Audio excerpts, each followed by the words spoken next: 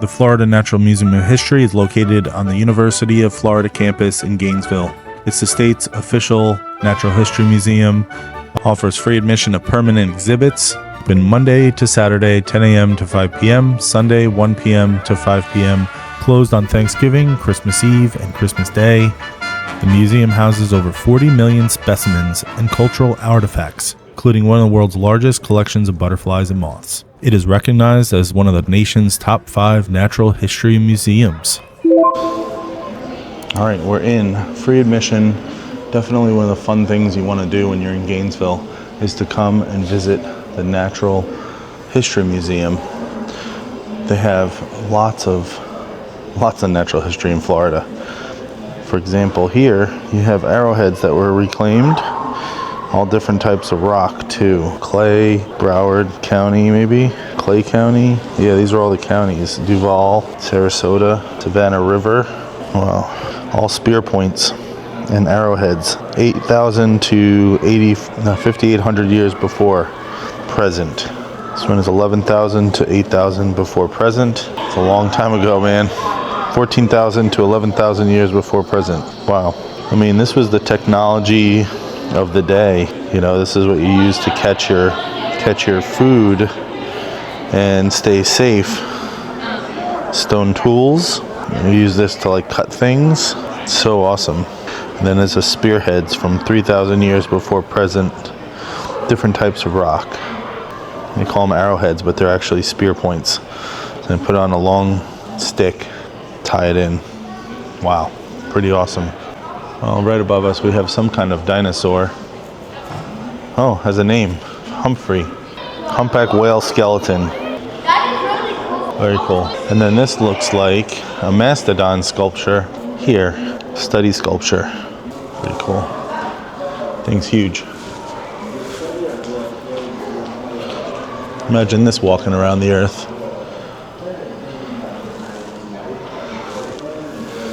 The American mastodon.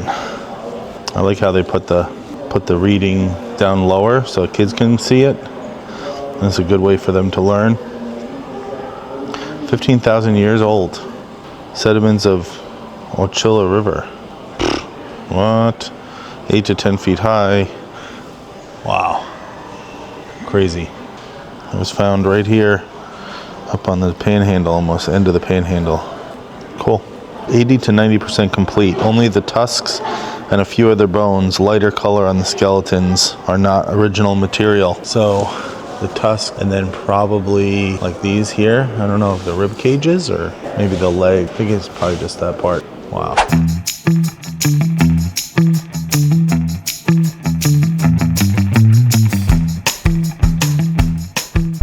This is the South Florida People and Environment. Look how short they were. Very short. He's carrying a shark.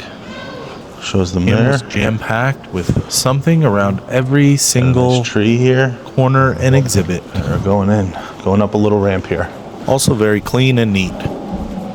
Shows a Seminole family canoe. Looks like it was hollowed out from a tree maybe. And they would go fishing for black mullet and some wildlife, white ibis, and got some mangrove trees. This is cool. It's kind of a raised up like deck, walkway, boardwalk. Showing some birds. See the bird. And then some animatronics down below. Like crabs coming out of the old crab shells. And some birds hanging out. Different types of seabirds. You got crocodiles. Maybe a house. Oh yeah, some living quarters. You gotta look for everything. You got different birds you gotta look for and find them. And snakes. You see any snakes? Got some birds. See mangrove water snake. Let's see. This item search was quite fun for me, and I think children would love it as well. No water snake. I don't see one at least. I see a raccoon. Let's see if he's on the list. Yep, raccoon. Snowy egret. Snowy egret. There. He's right there. Let's see the snake though. Snake hiding in a tree. Maybe he's over here. Bird there. Oh, there's a person over there. Some shells. Wild. Kids can look for this. This is great for children. You can look for all these animals. I mean, I'm having a good time. You got the coral reefs, Everglades. Oh yeah, and also, as usual, nobody's here. So, nobody's here. Check it out. It's just me. At least for now. Come early. Pro tip, come early and enjoy. Beautiful, beautiful exhibits. Got the coral reefs. These are the different ecosystems in Florida. You got tropical hammocks, Everglades, pine forests, dunes. Beautiful. I really enjoy a good museum, for sure. Lots to see, definitely. Okay, it says journey underwater as if you are a small fish. Ooh, lighting is good. This underwater environment really felt the most immersive in the whole museum. I loved it. It really doesn't take much to entertain a person like myself. I do appreciate some good theming, great sound effects, awesome lighting, and this place has it all. Water sounds, some bubbles, big fish swimming. We're really underwater. Oh, that's a big one. Oh, huge. This is like a grouper of some sort. Oh, look at that one. He's huge. Much bigger than me. See inside his mouth. And then there's a starfish here. These are all larger than life. Really great idea for kids to get acquainted with all of this. Look at this giant crab. Very cool. He's huge. That would hurt if it bit my hand. Crunch. Oh, it's a jellyfish. Look at the jellies. Yeah, this is really, really kid-friendly. It's got some facts here. Did you know there are over 50 kinds of seagrass around the world? 7 of which live in Florida's coasts. Most common seagrasses in this display. Looks like a kelp or something. And some barnacles going up. Wow, so cool. The museum was chartered as Florida's official natural history museum by the state legislature in 1917. I hear kids, so I'm going to move on to the next room. Here we go. Beautiful.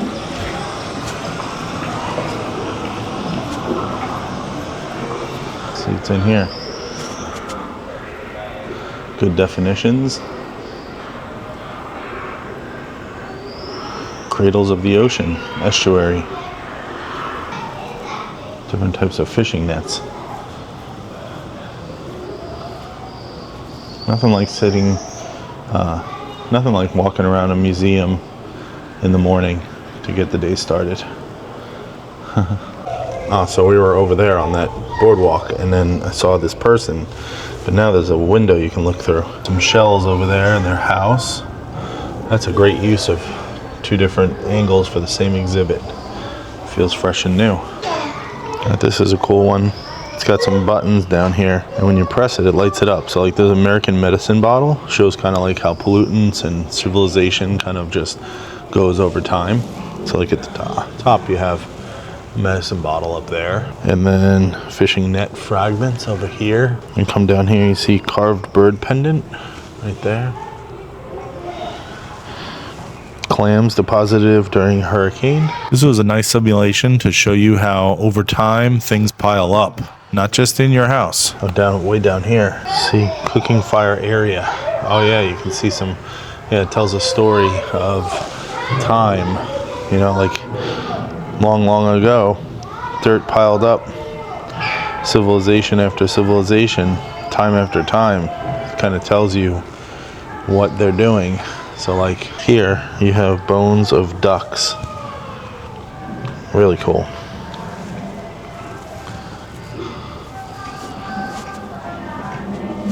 Oh, we're going into their hut.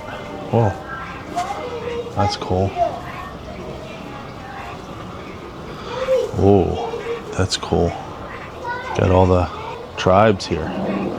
Are these Seminole? Let's see. Spaniards described Calusa society. Oh.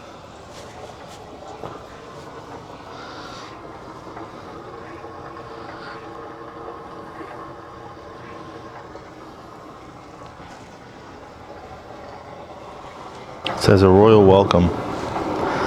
Calusa leader Carlos and his closest advisors welcoming a visiting leader in 1564 in the Calusa capital of Calos, probably today's Mound Key near Fort Myers.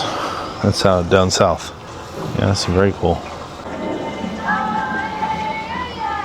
All around the museum there's some chairs with some themed alligator and tribesmen on them.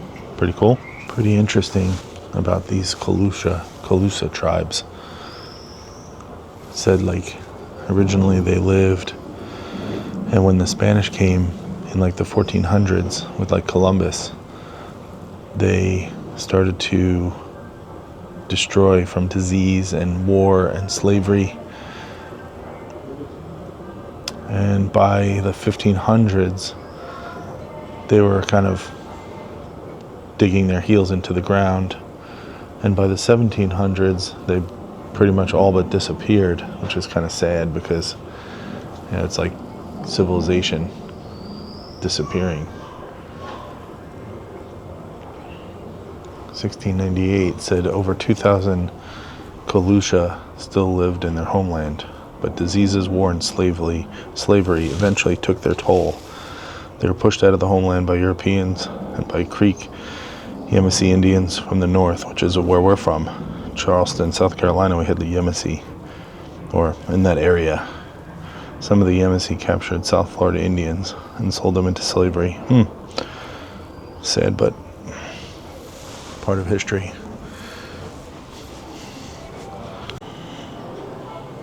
Some more tools and plates, face masks, all from shell and bone.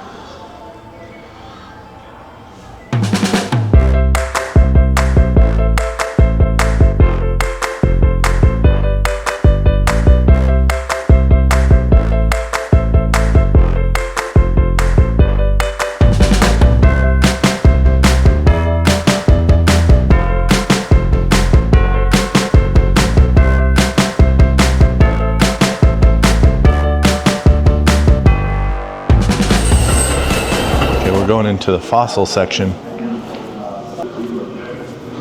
Some river fossils.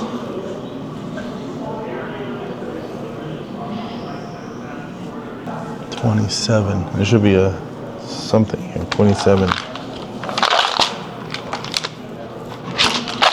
Put the first one all the way at the end. I must be going backwards. Soft-shelled turtle. There. Looks like an alligator jaw there, and some land animals. Looks like a tusk and some jaw, maybe a cat. Let's see what 2 is. Oh, saber-tooth skull. Wow, first and only known skull, and upper canine tooth of the species. Wow, pretty crazy. 3, what's 3? Is that also Picari? What the heck is a Picari? That is a Picari. That is a mandible, which I looked it up and it says it's a jaw. But what the heck is a jaw from? An elephant? Yes. Montbrook, Gopher, 4-tusked extinct relative, modern elephants. What? Look at that thing. It has 4 tusks. 1, 2, 3, 4. Wow. That's pretty cool. Tons of bones here. Whole bunch of, that's a saber-toothed cat right there. Wow. It's a wolf. Tiny skull. What is this? Cuvier's Ronstothere? I don't know what that is. Lower jaw cast. It's a big thing right there. Got some antlers. A bunch of bones and stuff all around here. During interglacial times, Florida's terrain vegetation. Little models. Alligator model. The American alligator. Wow, look at all these. Scimitar tooth cat. Where's that? Is that here? No. As a young kid, I was a huge fan of the saber-toothed tiger, and being able to see his bones here was amazing. Also, one of Amy and I's biggest pastimes are walking on a beach and collecting really cool shells. I feel like you could do that for hours. Look at the size of this thing. Wow, what is it? This was also one of the big surprises of the museum. I was mesmerized. Giant ground sloth. What the heck? Is that what that is? Giant ground sloth. How high did it stand? Because that is huge. It's got to be 15 feet. That's 15 feet high? It also might have been higher than 15 feet. This thing was enormous. Insane. And then imagine it with flesh and fur on it. Very terrifying. You think they were friendly? Giant ground sloth. Comment below. There's a life-size cast of the claw from this giant sloth. Look at this thing. Right off its toe. There's a Bone Valley otter skeletal mount. That's cool. And then that's a bear of a jaw there. And this is a extinct giant tortoise shell. There's also a extinct beaked dolphin that has this long beak, almost like a river dolphin. If you've ever watched our videos, you know I'm a huge fan of dolphins. Wow. That's my spirit animal right here. I don't know if I would have a beak though. There's a model there. Oh, extinct ground sloth. That was huge. Look at the size of that thing. They're definitely not as big anymore. And they're much slower. Saber-toothed cat. And then an extinct rhino. Right here. Extinct rhino. They lived in Florida until 5 million years ago. Wow. That's huge. It's like the size of a cow. Bigger than a cow. Three-toed transitional horse. What the heck is that? There. Is it there? And then it wouldn't be Florida unless you had shells. Why are they yelling? Okay, quiet in the museum. Okay, so Florida has shells. Also a extinct megatoothed shark right above me. Look at that. That's a huge jaw. Doesn't say whether it's a megalodon or something in between. A whole bunch of sharks here. An eagle rays, bat rays. Look at that sawtooth shark. And that one still exists today. This is an extinct sea turtle. Hey, well, a lot of kids in there. I'm going to continue on here. See what I can see. It's fascinating. Yeah, I think I went in the exit maybe. I don't know. Well, it says as an exit this way. They can go both ways maybe? You got some jaws out here. Let's go see these. Right at the front there's this beautiful little rotunda of quotes. And I definitely encourage you to read them. Like this is a short one. When we try to pick up something by itself, we find it hitched to everything else in the universe. And that's from John Muir, who did a lot of the parks in California, like Muir Woods, and he helped establish like Yosemite and stuff like that, I think. Beautiful. Come and read these. They're all very inspiring. We need to be better stewards of nature, for sure. Okay, so this one is a megalodon. It says a megatooth shark. Look at the size of that jaw. It would eat me simple. Yep. All of these would. This is from an extinct snaggletooth shark. Look at those teeth. Wow. Wouldn't want to get bit by that shark. Not that I would be alive. There's another megatooth shark here. Even as far as Charleston, you can find these teeth in the sand if you dig in the coastal waters. This is how big it is. You see? Doesn't even, I mean, I could put my arms out like this and it would still eat me. Not even wide enough for this mouth. It's much wider. And then you got some smaller ones down here. This right here is huge. And this is a great white shark. So this mouth, two of these mouths could fit inside that big one down there. There's a white shark, extinct white shark. And then this is an extinct false thresher shark. Right there. Still huge jaws. All of them are huge. can see. Okay, well, look like we're going into like the spring section. You have manatees on the ceiling hanging, which is cool because the little whiskers there. These guys are so friendly. Lots of reading. And there's even an interactive thing here. Start over. Let's see. And in 3, 2, 1, watch me not know how to type words. Natural beauty.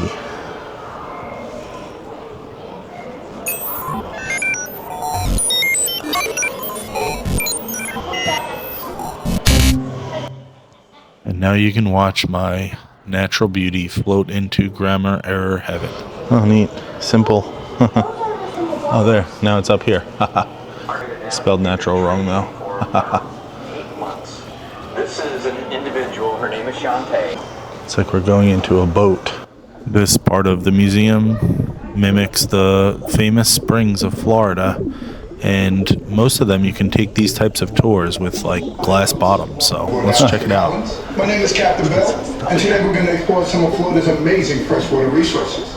So sit back, relax, and we'll be underway in just a bit. For science fiction, it's like a virtual experience. We're leaving, you can see on the ground moving glass bottom boat. Freshwater springs and hundreds of species of fish, birds, and other fish there. Some of which you will see as we're moving along today. Fish. Now, if you please give your attention Pretty to creative. Those plants that you see down there is American eelgrass. Eelgrass is a very important part of our freshwater ecosystem. It keeps the water clear by filtering out nutrients and other chemicals. And it provides oxygen, food, and shelter for fish and many other animals. Unfortunately, that bright green stuff that you're seeing down there is algae. It grows when there are too many nutrients in the water and can choke out other plants and animals. Florida springs have their challenges, and we can all do cruising now by keeping the springs healthy. Because what we do on land affects the water quality, and what we use reduces our water supply. Okay, cool. See the springs. Let's turn on our turbo jets. We want to try to go see some springs while we're here. So we can see some of the amazing wildlife that lives in and around Florida's freshwater habitat. All right, if you look off the front of my boat, you'll see a great egret, one of many wading birds that frequents the springs around here. But it looks like we may have disturbed it from its lunch. I'm sorry, buddy. Let's move on to another spot. Look at the grasses. Now we're about to pass over an ancient dugout canoe. People have relied on Florida springs for thousands of years, and just like today, use boats to navigate the waterways. Canoes allow people to travel faster than by foot and carry goods long distances. It may not look like much now, but it has survived for hundreds of years in this watery environment. The Southeast is a biodiversity anywhere else in North America. So beautiful. We have another interactive thing here. So you can pull it down. You can read about manatees. Haven't seen one yet, but hopefully when we go to the springs, we'll see one. Winter's prime manatee season. Great blue heron, we have those in Charleston. Is this crayfish? Santa Fe crayfish. Wow, pretty cool one. Very responsive. 6-spotted fishing spider. Wow.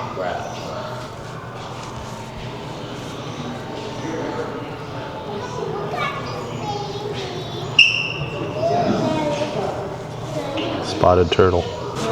It appears I'm going through this museum backwards. Constantly going backwards. We're in a cave. Whew. This is cave life.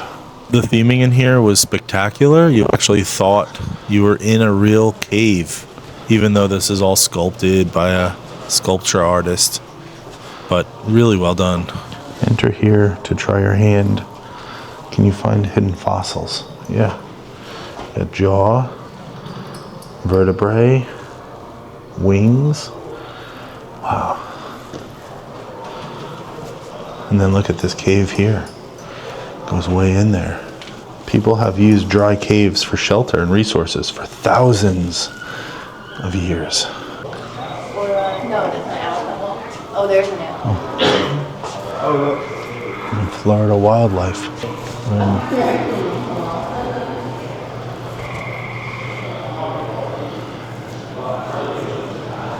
Wow, a bunch of birds up there. Birds and cats. We're in the swamps. Cypress swamps. And then I was seeing this before when I was here for the Butterfly Museum. But you can see it now, like it's a virtual, you got like a mammoth walking around in the lobby with us, but he's really not here. And then like looks like a tapir maybe. Oh, baby elephant, baby mastodon. So that's me right there. See me waving?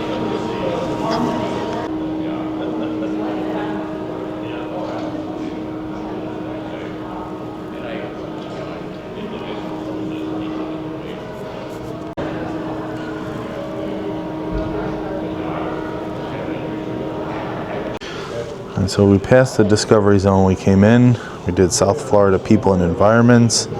We walked down through the West Gallery. You have Florida Fossils and Evolution of Land. And we just finished Water Shapes. Now we're just gonna walk through, the butterfly entry and call it a day. Gotta go pick up Ellie. If you get a chance, I have a video for the butterflies, but you have to come back. It is like a $12 charge, but it's totally worth it. Lots of butterflies flying around. But you can see all the different butterflies. These are all butterfly spreads. And then they have some big butterflies up there. Pretty. There's a shop with lots of souvenirs here that you can buy of the different exhibits in the museum. Some stuffed animals, some great children's books, maps. Very cool. Even have beverages. It's a nice sitting area over here. And then it says that there's a flower garden down here, a Camellia Court Cafe. Let's go see if we can find any flowers. The camellias were pretty. There's also a little wall of frogs out front. Different ways the frogs are sitting and climbing. Pretty neat. Really beautiful bamboo here all over Gainesville. Seems like bamboo is so prominent here on the Florida UF campus. Wildflower gardens down here. I don't know if we'll see any flowers this time of day. We can check it. We're now behind the museum, and it looks like there's a little cafe there. You can get food, and it says beyond here, Wildflower Garden. Pretty cool. And you can see the sign of the museum right there,